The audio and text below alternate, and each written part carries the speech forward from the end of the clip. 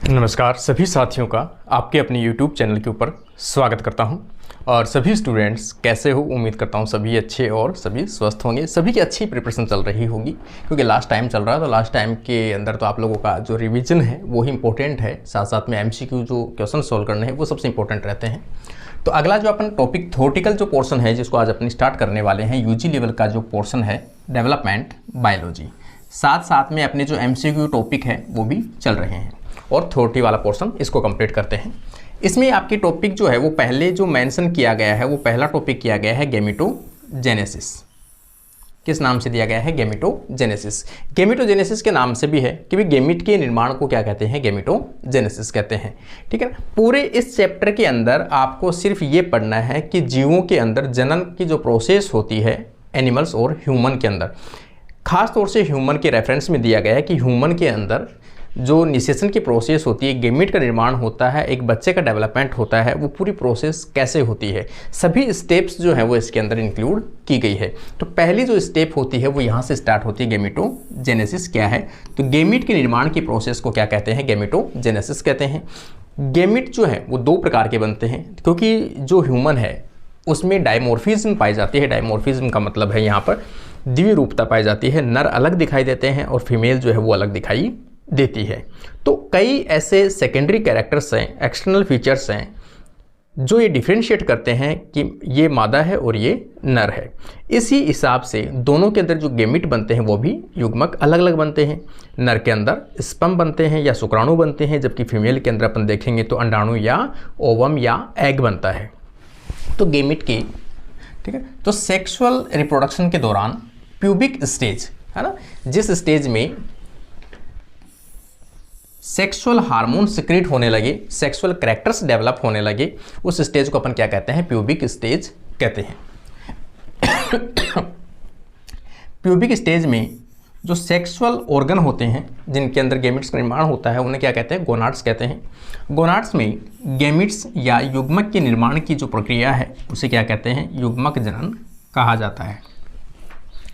Gamete का निर्माण किसके द्वारा होता है? तो खास तौर से जननिक जो कोशिकाएं होती है, जर्म सेल जो होती है, जो इन गोनाड्स के अंदर पाई जाती है, उनके द्वारा होता है।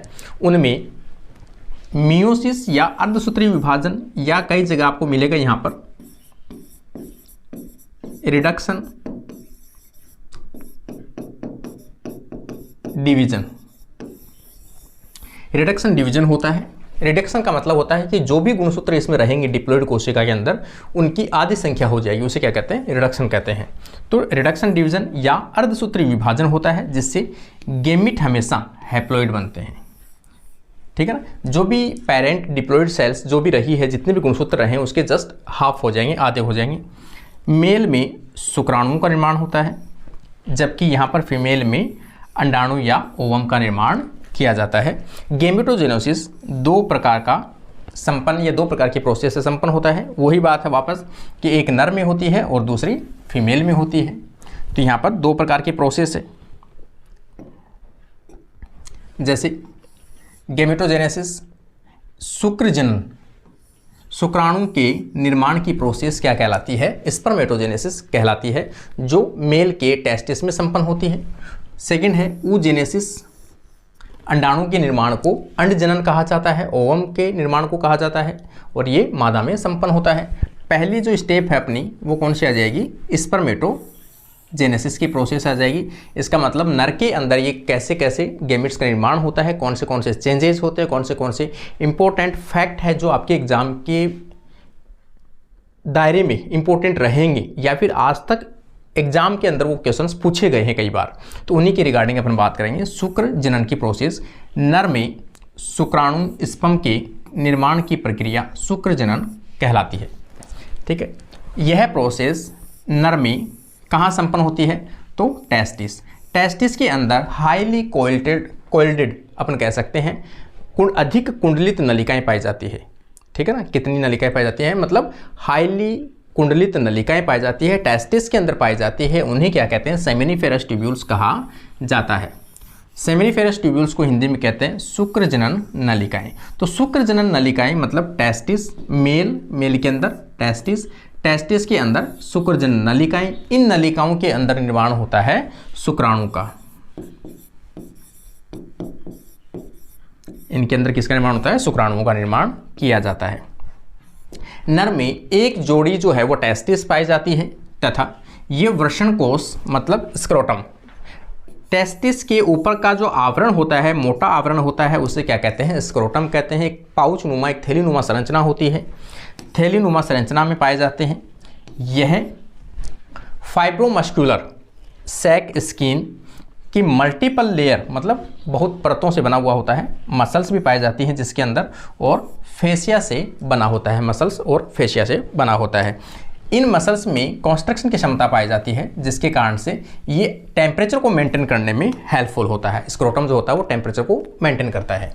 स्क्रोटम में डार्टोस मसल्स पाई जाती है। ये क्वेश्चन आ चुका है इसलिए मैंने यहाँ इसको मेंशन किया गया है कि डार्टोस जो मसल्स है वो मेल के कौन से सेक्सुअल ऑर्गन के अंदर पाई जाती है, तो आप कहोगे स्क्रोटम के अंदर जो मसल्स होती है वो मसल्स पाई जाती है डार्टोस मसल्स, और ये क्या होती है? संकुचनशील होती है, कॉन्ट्रैक्टाइल होती है, जो इसके संकुचन करने में काम आती है, साथ साथ में इसका टेम्परेचर मेंटेन करने में भी काम आती है। स्किन के अंदर की तरफ पाई जाती है, ये परत के रूप में पाई जाती है। इसके अलावा एक्स्ट्रा जो मसल्स है वो कौन सी पाई जाती है? क्रीम एस्टर मसल्स पाई जाती है, सुपरफिशियल्स, और डार्टोस फेशिया मसल्स पाई जाती है। यहाँ पर क्रीम एस्टर तथा डार्टोस फेशिया संकुचनशील होती है। ये एग्जाम्पल जो है दोनों याद रखना भाई, ठीक है ना। स्क्रोटम के अंदर कौन सी संकुचनशील मसल्स पाई जाती हैं जिनके कारण से बॉडी का टेम्परेचर के अकॉर्डिंग अपनी आकृति साइज बदल सकती है, और जो शुक्राणु के बनने की जो प्रक्रिया है उसमें टेम्परेचर का इंपॉर्टेंट रोल जो है वो प्ले करती है।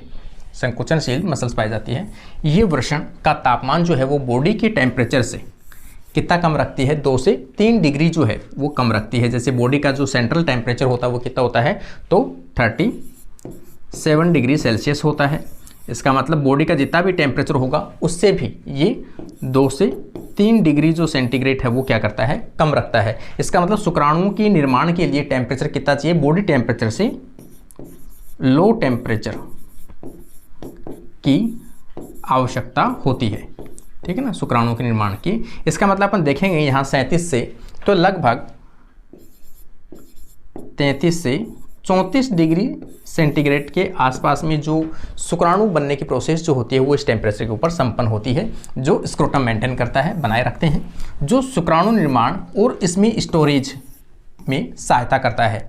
यदि ऐसा अपन कहें कि टेस्टिस स्क्रोटम का जो मस्कुलर सिस्टम है अगर ये अपना फंक्शन करना फेल कर दे, मतलब फेल हो जाए, ये कहें अपन प्रॉपर फंक्शन ना कर पाए, तो क्या होगा कि शुक्राणु जैसे ही बनेंगे वो ऑटोमेटिक जो है पेनिस के द्वारा बाहर रिलीज होते रहेंगे, तो वो स्टोरेज नहीं कर सकता। इसका मतलब इसकी मसल्स का काफ़ी इंपॉर्टेंट रोल रहता है कि टेम्परेचर कम रखेगा तभी वो क्या होंगे? शुक्राणु का निर्माण भी होगा और उनका स्टोरेज भी किया जाएगा। अदरवाइज ये स्किन अगर फेल हो जाए, अपना फंक्शन बंद कर दे, तो शुक्राणु जो है वो बनते बनते ही ऑटोमेटिक जो है वो लिक्विड के रूप में निकलना स्टार्ट कर देंगे। देखो, टेस्टिस 2 परतों से घिरी होती है और इन स्किन को कहते क्या है? तो इसे कहते हैं अपन टेस्टिक्युलर कैप्सूल के नाम से जाना जाता है। टेस्टिक्युलर जो कैप्सूल है इसमें भी 2 परतें पाई जाती हैं, बाह्य परत और आंतरिक परत। ये भी इंपॉर्टेंट है, ये एग्जाम्पल भी सेंटेंस में आ चुका है। जो सेंटेंस पूछे जाते हैं, कथन पूछे जाते हैं, उन कथन में आ चुका है कौन सा कथन सही है कौन सा गलत है, तो यहाँ पर ये आ चुका है। जो बाह्य परत होता है उसे क्या कहते हैं अपन? ट्यूनिका वेजिनेलिस कहा जाता है, जबकि जो आंतरिक परत है उसे क्या कहते हैं? ट्यूनिका एल्बुजिनिया कहा जाता है। तो बाह्य को भी याद रखना है और आंतरिक को भी याद रखना है, इसमें रटने वाली चीज़ें हैं कुछ, ये है ना, कन्फ्यूज नहीं होना अपने को। प्रत्येक जो टेस्टिस होती है, टेस्टिस में लगभग 250 के आसपास क्या होते हैं? कंपार्टमेंट होते हैं। कंपार्टमेंट के मतलब है छोटे छोटे कक्ष, छोटे छोटे चेम्बर्स पाए जाते हैं। तो यहाँ पर अगर अपन ऐसे देखेंगे,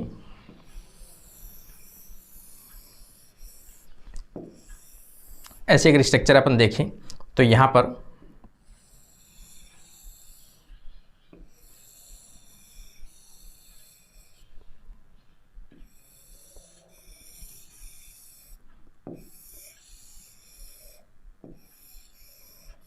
इस प्रकार की जो स्ट्रक्चर है वो पाई जाती है इनके अंदर, और ये सभी लास्ट के अंदर यहाँ पर खुलती हैं इस प्रकार से। तो ये क्या कंपार्टमेंट है, इन कंपार्टमेंट के अंदर जो होती है वो हाईली कोइल्ड जो स्ट्रक्चर है वो पाई जाती है इस प्रकार की। इन्हें क्या कहते हैं, सेमिनिफेरस ट्यूब्यूल्स कहते हैं, जिनकी संख्या जो है वो 2 से 3 तक हो सकती है। तो इनमें छोटे छोटे पालियों में बटा होता है जिसे टेस्टिक्युलर लोब्यूल्स कहते हैं। ये जो कक्ष हैं 250 के आसपास ये वाले, इन्हें क्या कहते हैं, टेस्टिक्युलर लोब्यूल्स कहते हैं। प्रत्येक टेस्टिक्युलर लोब्यूल्स के अंदर कुंडलित नलिकाएं पाई जाती है पतली। प्रत्येक टेस्टिक्युलर लोब्यूल्स में 1 से 3 अधिक कुंडलित सेमिनिफेरस ट्यूब्यूल्स पाई जाती है, ठीक है ना। शुक्र जनन नलिकाएं जो हैं वो पाई जाती है, अधिक कुंडलित होती है।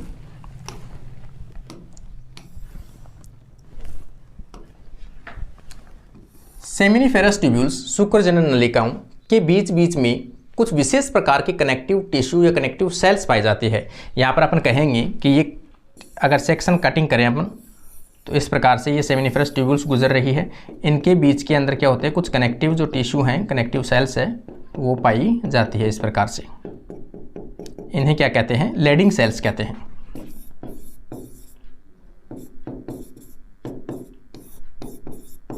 लेडिंग सेल्स कहते हैं। और ये लेडिंग सेल्स जो है वो नर के अंदर खास तौर से विशेष इंपॉर्टेंट रोल प्ले करता है, क्योंकि नर का जो कैरेक्टर होता है कि भाई वो नर जैसा दिखे, मेल जैसा दिखे, उसके मतलब उसके जो सेकेंडरी कैरेक्टर्स है, दाढ़ी मूंछ का आना, मस्कुलर बॉडी होना, मसल्स टाइट होना, आवाज़ का भारीपन होना, सभी कैरेक्टर्स जो है, शुक्राणु का निर्माण होना, टेस्टिस का डेवलपमेंट होना, पेनिस का डेवलपमेंट होना, सभी जो कैरेक्टर्स होते हैं वो सभी कैरेक्टर्स जो हैं वो किसके ऊपर डिपेंड करते हैं, लेडिंग सेल्स के ऊपर डिपेंड करते हैं। लेडिंग सेल्स जो है वो एक विशेष प्रकार का एंड्रोजन हार्मोन जो है, नर हार्मोन जो है, नर सेक्सुअल हार्मोन, लैंगिक हार्मोन स्रावित करता है, जिसे अपन क्या कहते हैं, टेस्टोस्टेरोन हार्मोन कहा जाता है। तो लेडिंग सेल्स अपने आप में बहुत ज़्यादा इंपॉर्टेंट रोल प्ले करती है। और लेडिंग सेल्स भी है, ये भी खास तौर से देखा जाए तो पिट्यूटरी ग्लैंड के द्वारा भी इसको कंट्रोल किया जाता है, वहाँ से सिग्नल इसको मिलता है और ये एंड्रोजन हार्मोन स्रावित करती है।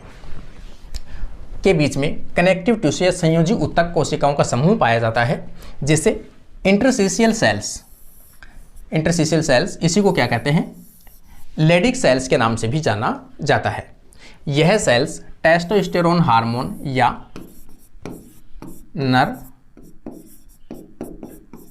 हार्मोन या इसे क्या कहते हैं, नर लैंगिक हार्मोन, एंड्रोजन हार्मोन स्रावित करती है। प्रत्येक सेमिनिफेरस ट्यूब्यूल्स एक मेम्ब्रेन आवरण से घिरा होता है, ट्यूनिका प्रोपिया, ट्यूनिका प्रोपिया से ढकी होती है, जिसके अंदर जो ये ट्यूनिका प्रोपिया जो है, इसके अंदर की तरफ अपन देखेंगे तो 2 प्रकार की जो सेल्स है वो पाई जाती है। जर्मीनियल या एपिथेलियल परत पाई जाती है, जिसमें शुक्राणुओं का निर्माण होता है। तो ये जर्म सेल जो होती है, इनके अंदर शुक्राणुओं का निर्माण किया जाता है।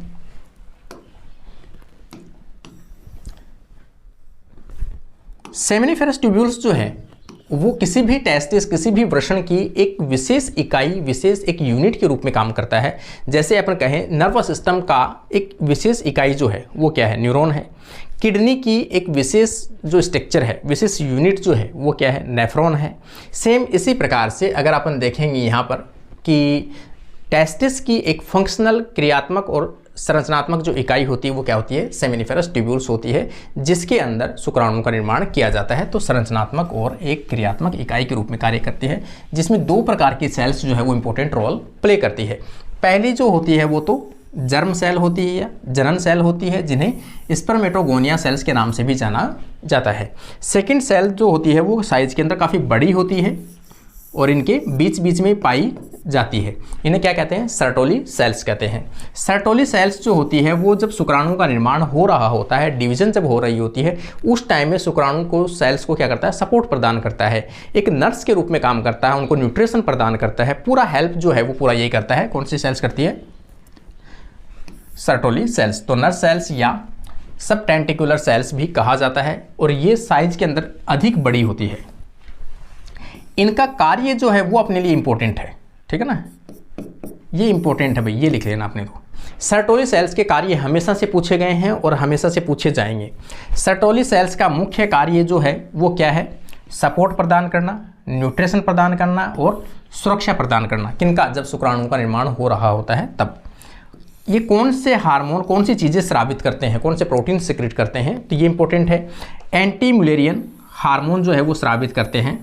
जैसे मान लो कि अभी निषेचन हुआ है और एक जायगोट बना है, इस जायगोट का जो कंपोजिशन है वो किस प्रकार का आ गया, 44 प्लस XY। ये जो इसका जीनोम कंपोजिशन है, गुणसूत्र कंपोजिशन है, 44 ऑटोसोमल क्रोमोसोम और X और एक Y आ गया है। Y आ गया है, इसका मतलब इसमें क्या डेवलपमेंट होना चाहिए, तो टेस्टिस का जो डेवलपमेंट है वो होना चाहिए। तो टेस्टिस का डेवलपमेंट जब स्टार्ट होता है उसी टाइम पर ओवरी का डेवलपमेंट भी स्टार्ट होने की कोशिश की जाती है, क्योंकि यहाँ पर X क्रोमोसोम भी प्रेजेंट होता है। क्योंकि जब स्टार्टिंग में डेवलपमेंट जब होता है, सेक्सुअल ऑर्गन डेवलपमेंट जब होता है इस एम्ब्रियो फीटल के अंदर, तो उस टाइम पे ये जो टेस्टिस की सर्टोली सेल्स है ये एक हार्मोन स्रावित करने लगती है बनते ही, स्टार्टिंग के अंदर ही। उसे क्या कहते हैं, एंटी मुलेरियन हार्मोन कहते हैं। एंटी मुलेरियन हार्मोन जो है वो किसके ऊपर काम करती है, कि जो ओविडक्ट है, कि कहीं ओविडक्ट का मतलब होता है फैलोपियन ट्यूब, कि ओवरी का निर्माण ना हो जाए, तो ओवरी के निर्माण को सप्रेस करती है, ये दबाती है, ओवरी के निर्माण को रोकती है। ओवरऑल अपन ये कह सकते हैं कि किसी जाइगोट में जब ये कंपोजिशन आ जाए, 44 प्लस XY आ जाए, तो उस टाइम पे उसकी रेस्पॉन्सिबिलिटी होती है कि Y ही जिम्मेदार होना चाहिए, यहाँ पर लड़का ही बनना चाहिए, लड़की ना बन जाए। इसलिए यहाँ पर क्या करता है, ये एंटी मुलेरियन हार्मोन स्रावित करता है और फीमेल की ओवरी वाले पार्ट को बनने से रोकता है। तो इसका मुख्य काम किसका है, सर्टोली सेल का काम है।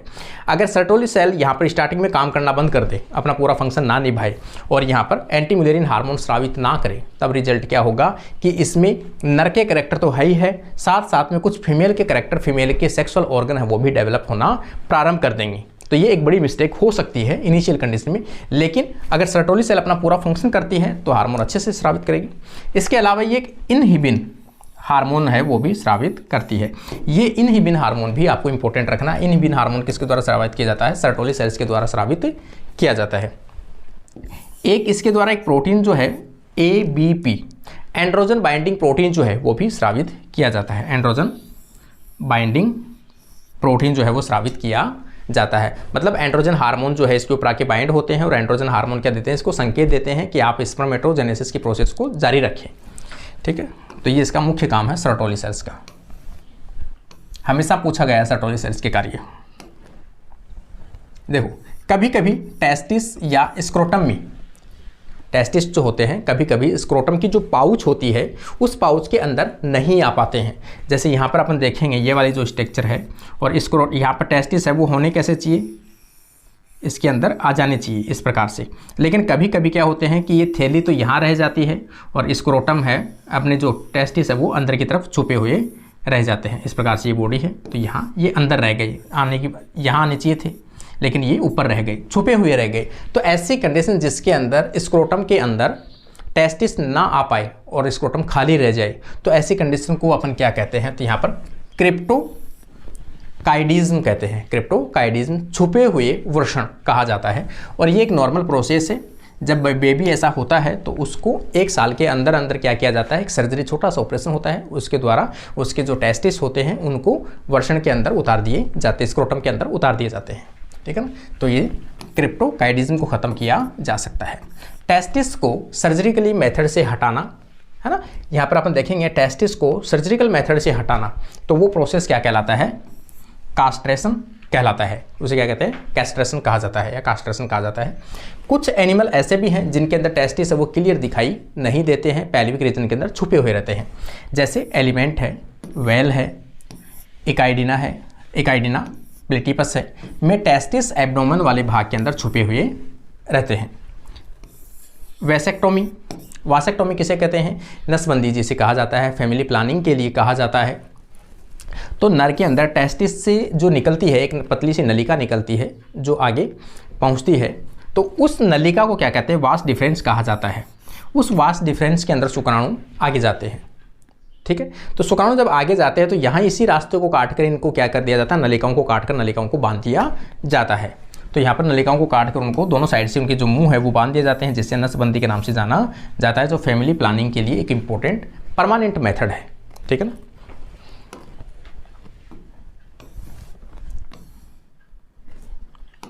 अब अपन देखेंगे पहली प्रोसेस, स्पर्मेटोजेनेसिस। स्पर्मेटोजेनेसिस। शुक्राणु के निर्माण की जो प्रोसेस है वो अब अपन देखेंगे। पहले अपन इससे रिलेटेड जो कैरेक्टर्स है, इससे रिलेटेड जो टर्म्स है, वो सभी चीज़ें अपन ने देखी है। स्पर्म का निर्माण जो है सेमिनिफेरस ट्यूब्यूल्स में होता है, ये अपन देख चुके हैं।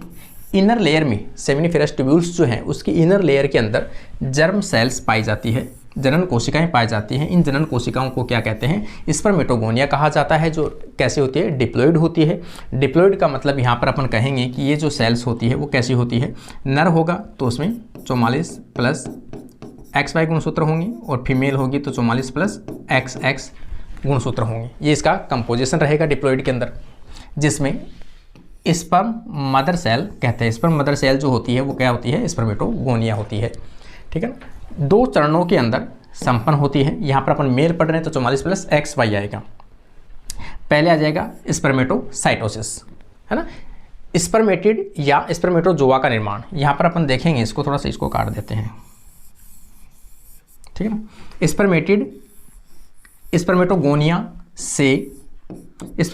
से स्पर्मेटिड के निर्माण को क्या कहते हैं? स्पर्मेटोसाइटोसिस कहते हैं। स्पर्मियोजेनेसिस, ये जो टर्म है ये इंपॉर्टेंट है, स्पर्मियोजेनेसिस, क्योंकि स्पर्मेटोगोनिया से क्या बना है? स्पर्मेटिड बना है। स्पर्मेटिड से अगर गतिशील शुक्राणु बन जाए, स्पर्मेटिड जो है वो कैसा होता है? अगतिशील होता है, नॉन मोटाइल होता है, इनमें गति करने की क्षमता नहीं होती है। लेकिन ये नॉन मोटाइल अगतिशील कोशिकाओं से यदि शुक्राणु का निर्माण होता है, एक गतिशील स्ट्रक्चर का निर्माण होता है, कायांतरण होता है, उस प्रोसेस को अपन क्या कहते हैं? स्पर्मियोजेनेसिस कहते हैं। तो सीधी भाषा में अपन कहें, स्पर्मेटिड से गतिशील शुक्राणु के निर्माण की प्रक्रिया को क्या कहते हैं? स्पर्मियोजेनेसिस कहा जाता है। तो यहाँ पर स्पर्मेटिड का कायांतरण या स्पर्मेटिड से शुक्राणु या स्पर्म के निर्माण होता है। देखो यहाँ पर पहली प्रोसेस स्पर्मेटिड का निर्माण कैसे होता है। तो सीधी सी बात है, शुक्राणु के अंदर सेमिनिफेरस ट्यूब्यूल्स के अंदर जर्म सेल्स की एक परत पाई जाती है। जर्म सेल्स के बीचों बीच में बड़ी बड़ी जो सेल्स होती है, ये सेल्स है। तो यहाँ पर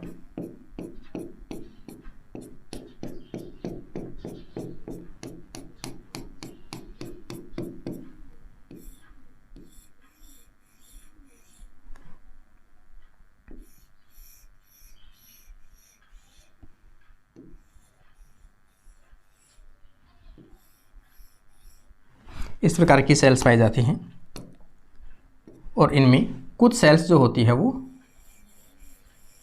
बड़ी आकृति की सेल्स पाई जाती है। इस प्रकार से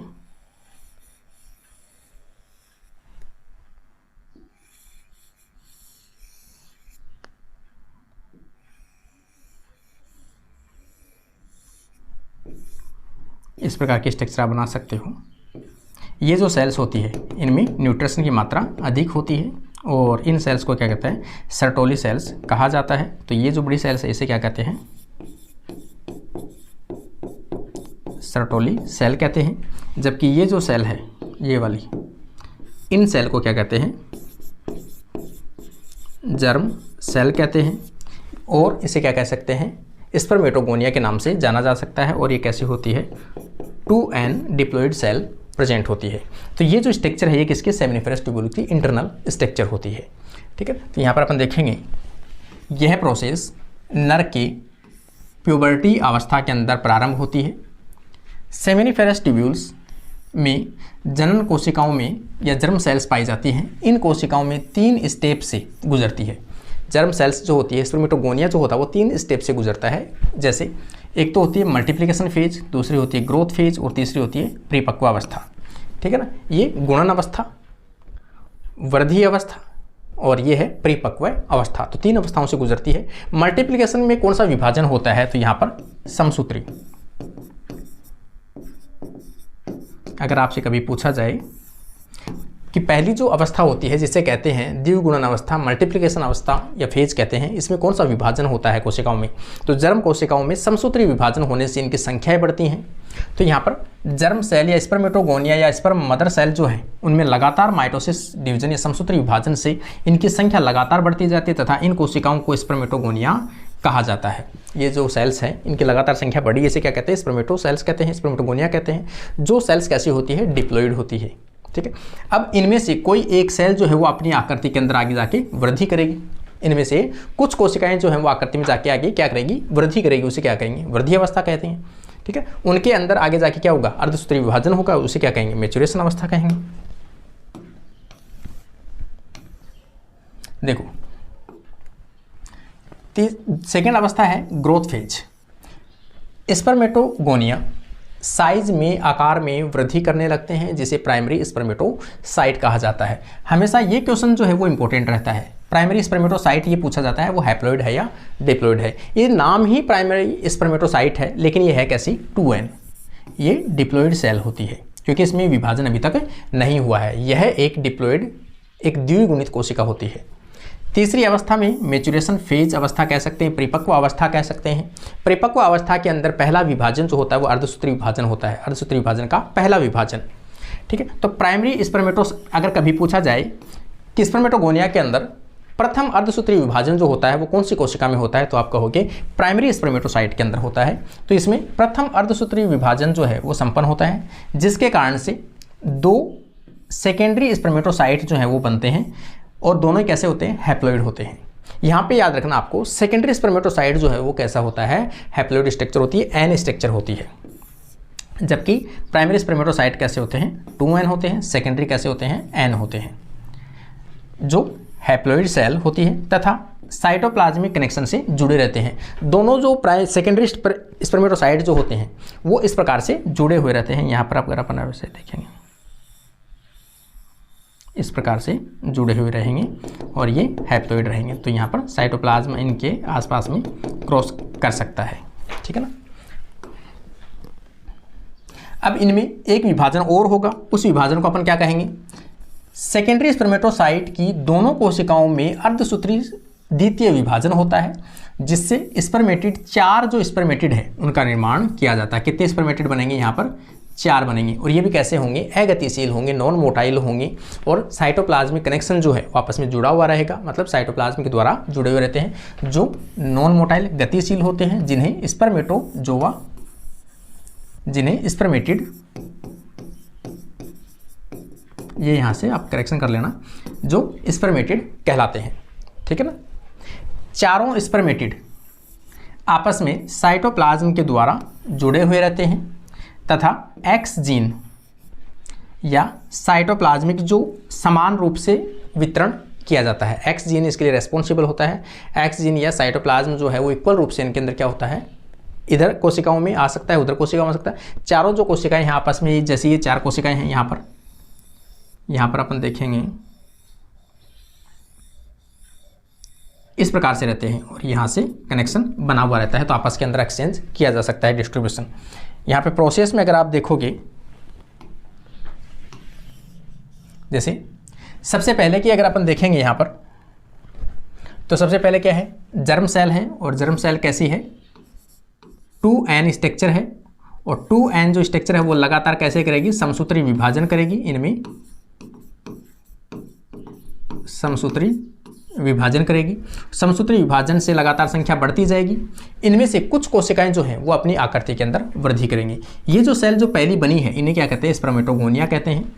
स्पर्मेटोगोनिया में कुछ कोशिकाएं आकृति में वृद्धि करेगी, और ये आकृति के अंदर जो वृद्धि करी है इसे क्या कहते हैं, प्राइमरी स्पर्मेटोसाइट कहते हैं। और कैसी स्ट्रक्चर है, ये 2n स्ट्रक्चर है।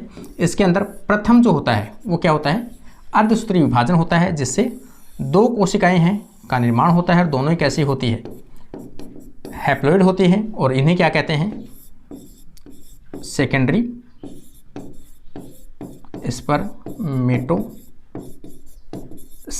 कोशिका कहते हैं। और ये कैसी होती है, हैप्लॉइड होती है, जिसमें अर्धसूत्री विभाजन द्वितीय होता है, जिसके कारण से 4 सेल जो है उनका निर्माण होता है, और चारों सेल आपस में साइटोप्लाज्म के द्वारा जुड़ी हुई रहती है, और साइटोप्लाज्म है आपस के अंदर एक्सचेंज हो सकता है, नॉन मोटाइल होते हैं। इन कोशिकाओं को क्या कहते हैं, स्पर्मेटिड कहते हैं। स्पर्मेटिड जो सेल्स होती है, इन कोशिकाओं में आगे मोर्फोजेनेसिस होता है। मोर्फोजेनेसिस होता है मतलब इसकी जो आकृति है उनमें वेरिएशंस आते हैं, जिसके कारण से गतिशील एक मच्छी जैसी स्ट्रक्चर जो है, टेडपोल लार्वा जैसे स्ट्रक्चर है, उसका डेवलपमेंट होता है।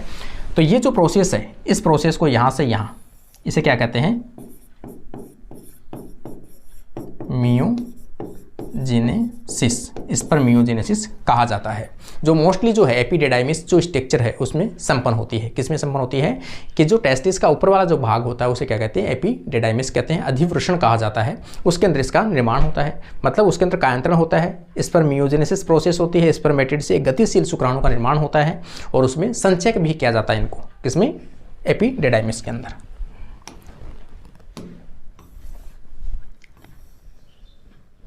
ठीक है। सेकेंड स्टेप जो इसके अपन देखेंगे स्पर्मियोजेनेसिस, जो अभी मैं आपको बता चुका हूं। मेटामॉर्फोजेनेसिस होता है, एक गतिशील शुक्राणु का निर्माण होता है HL नॉन मोटाइल स्पर्मेटिड से टैल युक्त एक गतिशील शुक्राणु के निर्माण की प्रक्रिया को क्या कहते हैं, शुक्राणु कायांतरण, शुक्र कायांतरण कहा जाता है, स्पर्मियोजेनेसिस कहा जाता है, जिसमें निम्न चेंजेज होते हैं। क्या क्या चेंजेस होते हैं, तो सीधा सा हेड का निर्माण होता है, मिड वाला भाग का निर्माण होता है और टैल का निर्माण होता है। तो सबसे पहले शीर्ष का निर्माण होता है। अब जो है ये स्ट्रक्चर क्या है, शुक्राणु की स्ट्रक्चर है। आगे ये डेवलपमेंट जो है शुक्राणु का निर्माण, ये अगले पार्ट के अंदर अपन यहाँ पर इसको कंप्लीट संपन्न करेंगे। अभी तक का जो प्रोसेस है वो समझ में आया होगा आप लोगों को कि पहला पार्ट है, पहला चैप्टर है। तो यहाँ से आप लोग इस बार इसको रिवीजन कीजिए, प्रोसेस को समझिए, अपने माइंड के अंदर कॉन्सेप्ट डेवलप कीजिए कि किस प्रकार से क्वेश्चन बन सकते हैं, क्या क्या चीज़ें इसमें से इंपॉर्टेंट है, कौन सी चीज़ें हैं, क्या क्या क्वेश्चंस आए हुए हैं, वो सभी चीज़ें आप देखिए। कैसा लगा आप लोगों का, तो अपना रेस्पॉन्स जरूर दर्ज करके जाइए। आज के लिए अपनी क्लास यहाँ पर समाप्त करते हैं। Thank you.